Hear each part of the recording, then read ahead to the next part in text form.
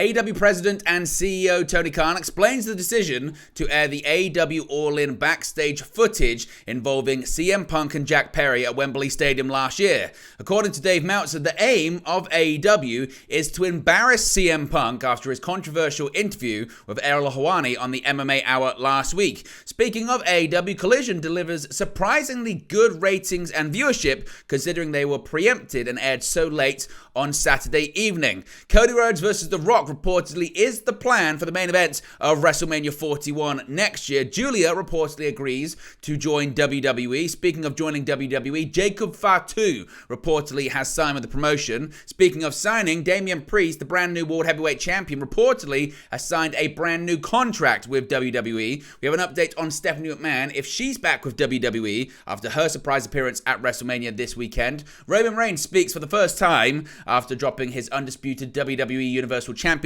against Cody Rhodes. WrestleMania 40 reportedly was WWE's most successful event ever this past weekend. Plus, we have an update on Seth Rollins' absence amid injury hiatus rumors.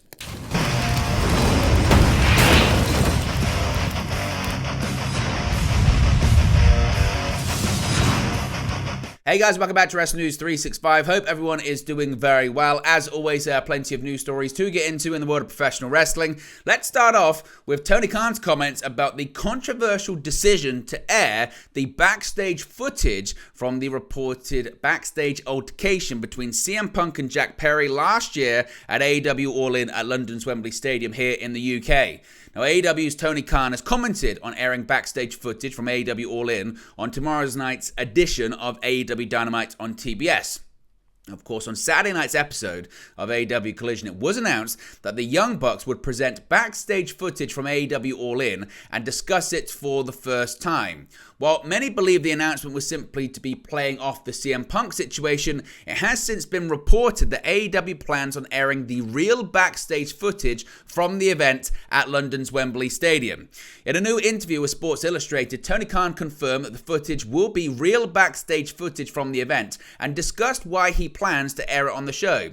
He said, quote, AEW has a great track record of delivering what we advertise, and it is real footage. The Young Bucks will show backstage footage from All In, the most important event in AEW history, the world record holder for the most tickets ever sold for any wrestling record, over 81,035 total, and it was an important night backstage as well. The decision is based on putting the best show for AEW, as well as driving interest for Dynamite and our Dynasty pay-per-view on April 21st. This is real-life footage that affected many people, and it will air for the first time on TBS during Dynamite. Now, of course, the announcement comes a week after Punk's appearance on the MMA Hour with Ariel Helwani, where he detailed a series of events from that show, as well as said some pretty maybe not so great things about AEW, as well as their owner, president, and CEO, Tony Khan. Now, what is AEW's aims coming out of this? Well, Tony Khan said it's to drive interest in Dynamite, it's to drive interest in AEW Dynasty, but is it to get back at CM Punk as well? Well, certainly, according to Dave Meltzer, that is part of it. Despite no longer being under contract with All Elite Wrestling and working for the promotion's direct competitor in WWE, CM Punk will be involved in the headline angle on tomorrow night's edition of Dynamite. The Young Bucks, as I mentioned, will present backstage footage from All In, and we'll discuss for the first time what happened backstage on Dynamite this week. Now, it has already been reported that Tony Khan was, quote, furious with CM Punk's comments to Ariel Helwani on the MMA Hour, and Dave Meltzer has now reported on Wrestling Observer Radio that AEW are aiming to, quote, embarrass Punk and show he is a liar by releasing the CCTV footage. Quote, while admitting his confusion over the angle, Meltzer said, quote, the Young Bucks are narrating this. The thing that's weird is the idea is to embarrass Punk, right? To show that Punk's a liar and embarrass Punk. However, the guys, if they actually do this, the guys are doing this are heels and they don't want to be babyfaces. When Jack Perry comes in, it's not supposed to be as a babyface, so I'm confused. Now, if the footage will affect CM Punk's standing in WWE is currently unknown. Of course, Michael Cole this weekend referred to Punk as, quote, the man internet marks used to make headlines, end quote, during the WrestleMania 14 Night 2 kickoff show. Now, there's been another part of what CM Punk said during the MMA Hour with Ariel Helwani last week that Dave Meltzer has also hit back at. Now, speaking on Wrestling Observer Radio, Dave Meltzer touched on one specific claim he says came from CM Punk during the interview, which was that the Elite never wanted him in the company. And he says that's not true at all. Meltzer said, quote, "It's funny because I always think about the Punk thing. The reality is it still may have ended up being a disaster either way. When Punk talks about the idea that as soon as he got there, these guys wanted him out and they were jealous he was making more money or whatever the story is, that's a bunch of shit. That never happened." And Meltzer continued by noting that there was clearly a problem in AEW and that Tony Khan did not handle the situation as Vince McMahon would have previously in WWE. He said, quote, "There was a problem and the biggest thing was that when that problem was out there, Tony needed to step in. That's one thing I will say. Vince McMahon may be a slime ball and all that he is, but I do believe that in a situation like this, Vince McMahon, he may not have nipped it in the bud. There may have been problems, but it would not go on week after week, month after month, even year after year, because the thing went on forever. He would handle it, and the whole thing here was Tony was trying to keep everyone happy by having them avoid each other, and that never settled anything. When I watched the thing with Errol Hawani that came through loud and clear was when he came back to AEW, he didn't want to be there. I even remember when he got fired and he was talking to a mutual friend of ours, and he basically said, I didn't care if I got fired." So what do you make of all of this? What do you make of the decision to release the footage? What do you make of Tony Khan's comments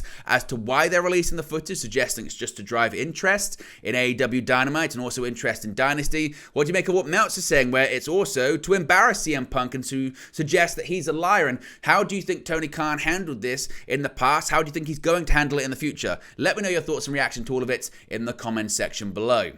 Now, speaking of AEW, surprisingly, despite being on the same night as a WrestleMania event and being preempted to a much later time slot, AEW Collision didn't fare too badly in the ratings this past weekend.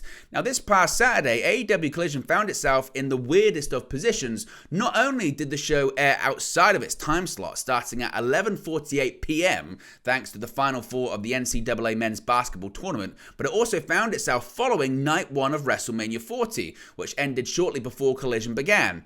As it turns out, both of those factors may have been to Collision's benefit when it came to the ratings. WrestleNomics is reporting that Collision's foray into the late night territory this past Saturday drew 463,000 total viewers, along with a 0.15 in the coveted 18 to 49 demographic. Now, while the overall numbers were only up slightly from the previous week, rising 1% from 458,000, the 18 to 49 saw significant increases, rising 36% from a 0.11. Overall, Collision's late night episode was the highest rated Collision since February 10, which drew 491,000 total viewers and an identical 0.15 in the 18 to 49.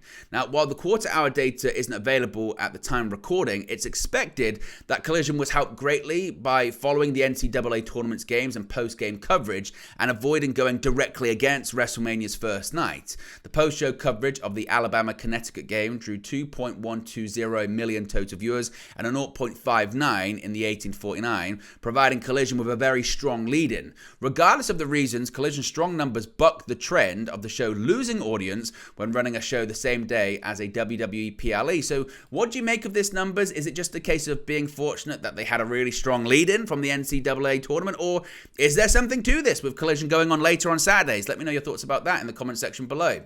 Now, Cody Rhodes and The Rock faced off last night on Monday Night Raw, and it may have planted the seeds for a future WrestleMania main event.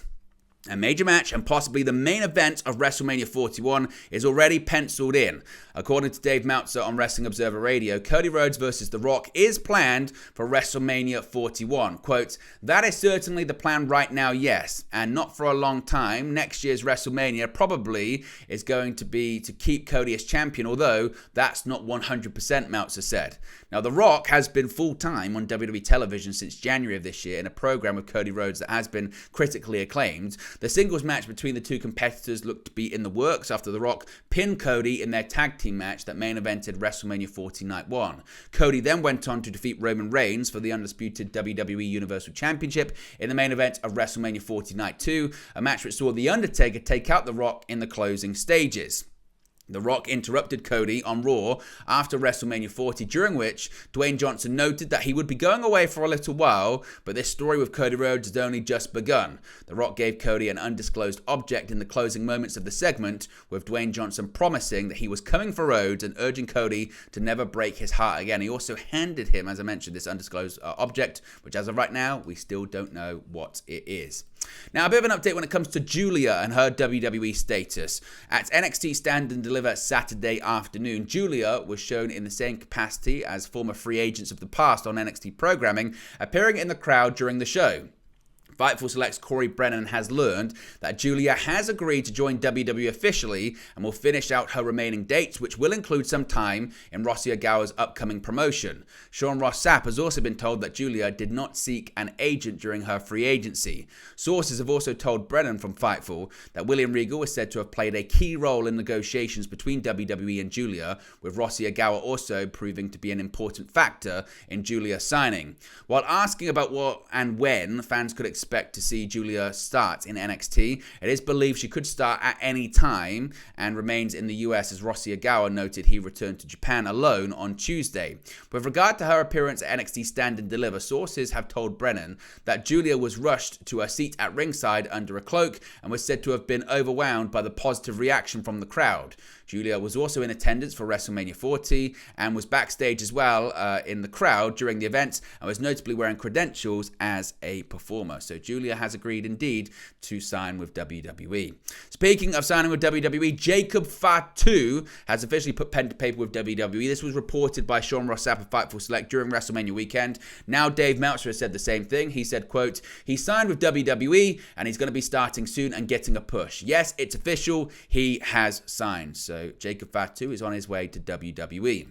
Speaking of putting pen to paper, Damian Priest is not only the brand new World Heavyweight Champion, he's also put pen to paper on a new WWE contract. Speaking with Kathy Kelly following the April 8th edition of Monday Night Raw, Priest commented on his new WWE theme and revealed he re-signed with the company earlier this year. He said, quote, "Yep, that's another first for me, being the vocalist for my new theme song. This has already been a great year for me. New contract, new title, new theme song, voiced by yours truly, Judgment Day's on fire."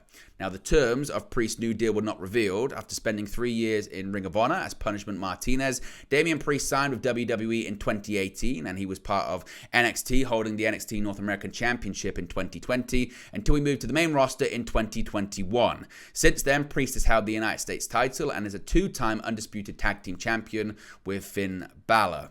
Now, a bit of an update when it comes to Stephanie McMahon. Some people were wondering what her status was with WWE. She made an appearance to open WrestleMania Sunday. Triple H said it was great to have her home in the post-WrestleMania press conference, but according to PW Insider, the former WWE co-CEO Stephanie McMahon has not officially returned to WWE as an employee or an executive in any way, shape, or form.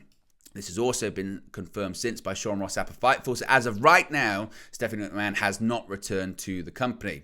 Now, for the first time since WrestleMania, we've heard from the former undisputed WWE Universal Champion Roman Reigns. Roman Reigns has broken his silence following his undisputed WWE Universal Championship defeat at WrestleMania 40. Reigns' historic 316-day reign as Universal Champion ended when Cody Rhodes finished his story and defeated Reigns in the Bloodline Rules main event on night 2 of the grandest stage of them all. The match saw a lot of outside interference with The Rock, John Cena, The Undertaker, Jey Uso, Jimmy Uso, Seth Rollins, and Solo Sikoa all getting involved in the match. On this past week's edition of Raw, Cody Rhodes appeared as champion for the first time, where he set up a future clash with The Rock. Roman, though, has now broken his silence following his defeat. Taking to Twitter today, Reigns shared a short video of him training following his defeat, along with the simple caption, quote, "Yesterday I mourned, today is day one." Now, as far as when we can expect Roman Reigns back on WWE television, we'll have to wait and see. We do know, of course, that he does have limited dates. As far as WrestleMania this past weekend, it was the most successful event in WWE history. In a press release about the success of the April 6 and 7 Premium Live event, WWE announced, quote, "WrestleMania XL becomes most successful event in WWE history. WrestleMania XL in Philadelphia shatters all-time gate, viewership, merchandise, fan event, and social records." WWE today announced that WrestleMania XL became the most successful and highest grossing event in company history. Highlights include Gate. WrestleMania XL broke the previous record set by WrestleMania 39 by 78%, with 145,298 in attendance at Lincoln Financial Field over 2 nights. The event drew fans from all 50 states and 64 countries worldwide. Viewership. WrestleMania XL viewership was up 41% across both nights versus last year's record-setting audience. Merchandise. In partnership with Fanatics, merchandise sales were up more than 20% versus the previous record set at WrestleMania 39. Sponsorship. WrestleMania XL featured the first ever ring mat sponsorship with Prime Hydration. Fan event. WWE World at WrestleMania in partnership with Fanatics events is now the highest grossing and most attended fan event in company history. Social. WrestleMania XL became the most socially viewed WrestleMania of all time, with over 660 million views consumed over 2 days. WWE's YouTube channel also saw its most viewed day in channel history on WrestleMania XL Sunday, with more than 67 million views in 24 hours. SmackDown. Friday Night SmackDown at the Wells Fargo Center drew the largest gate in SmackDown history. Raw. Monday Night Raw at the Wells Fargo Center drew the largest gate in Raw history. NXT Stand and Deliver was the most attended NXT event ever, with 16,545 in attendance at the Wells Fargo Center. The record-breaking event was highlighted by the highly anticipated in-ring return of Dwayne "The Rock" Johnson and the American Nightmare Cody Rhodes' triumphant victory over Roman Reigns. So a very successful event for WWE. And finally, a bit of an update on Seth Rollins after reports came out he was taking a hiatus after WrestleMania. As reported earlier today, following his absence from the Raw after WrestleMania, former World Heavyweight Champion Seth Rollins is set to take time off to recover from his knee injury that he suffered in January and had to rehab very hard to get back in time for WrestleMania. Now, there has been no definitive timeline given on Rollins' absence. However, Dave Meltzer noted in the F4W Online Daily Update for Monday that WWE are hoping it will be no longer than 4 weeks. Following this, Fightful Select have now provided a further update on Rollins' status with a potential clue of when we could see him make his return. Fightful noted that Rollins is expected to factor into the 2024 WWE Draft, which takes place on the April 26 edition of SmackDown and the April 29 edition of Monday Night Raw. Obviously, this is not confirmation that Rollins will physically be back on WWE TV for those dates, but some may see it as a positive sign for his recovery. But there you go, guys. This latest pro wrestling news for you. Be sure to smash a like on the like button. Be sure to subscribe, bottom right-hand corner. As always, let me know your thoughts in the comment section below, and I'll speak to you again very, very soon. Hey guys, thank you for watching, listening, streaming, or however you come across this video today. Be sure to click on the video on the right there to watch our next video, or click the bottom there to subscribe, or the bottom right hand corner. Thank you very much, and I'll speak to you again very soon.